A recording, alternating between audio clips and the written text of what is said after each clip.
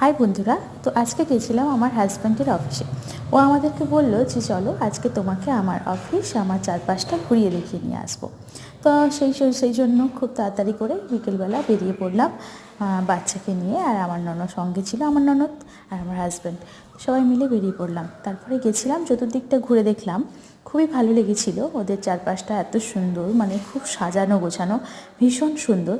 তো আমার সবচেয়ে যেটা ভালো লেগেছে সেটা হচ্ছে এই জায়গাটা। এটা মানে ওদের ওদের এখানে একটা মন্দির।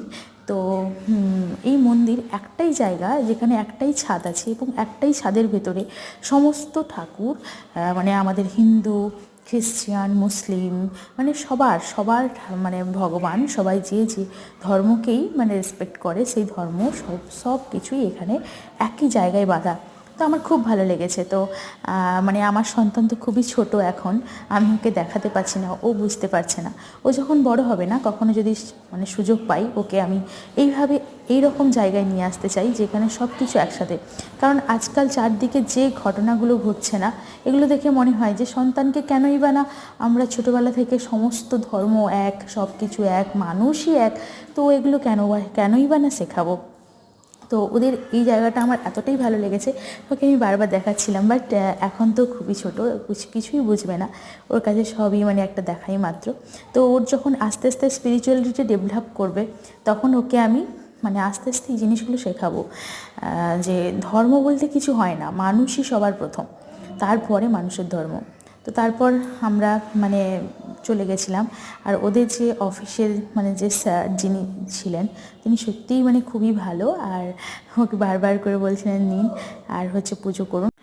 তো ওকে আমি এরকম মানে ওখানে প্রদীপের যে আমাদের যে আছে না, তো ওটা আমি দিচ্ছিলাম। আর তারপরে এখানে একটু মানে দক্ষিণা দিলাম, মানে খুব সামান্য। তো দিয়ে আমরা বাড়ির দিকে চলে আসবো, কারণ সন্ধে হয়ে গেলে বাচ্চাকে নিয়ে বাইরে থাকাটা তো ঠিক হবে না, তার জন্য চলে আসবো। আর সত্যি আমার এই জায়গাটা খুব ভালো লেগেছে। কেন কি দেখো, আজকে যে পরিস্থিতিতে আমরা দাঁড়িয়ে আছি, সেই পরিস্থিতির তুলনায় যদি ছোটোবেলা থেকে আমাদের এইগুলো কেনই বা মানে শেখানো হয়নি, কেন বা আমরা শিখিনি, সেটা আজকের দিনে দাঁড়িয়ে ভাবি। খুবই খারাপ লেগেছে যে এই সাম্প্রতিক যে ঘটনাটা হলো, সেটা মানে সত্যিই খুব দুঃখজনক।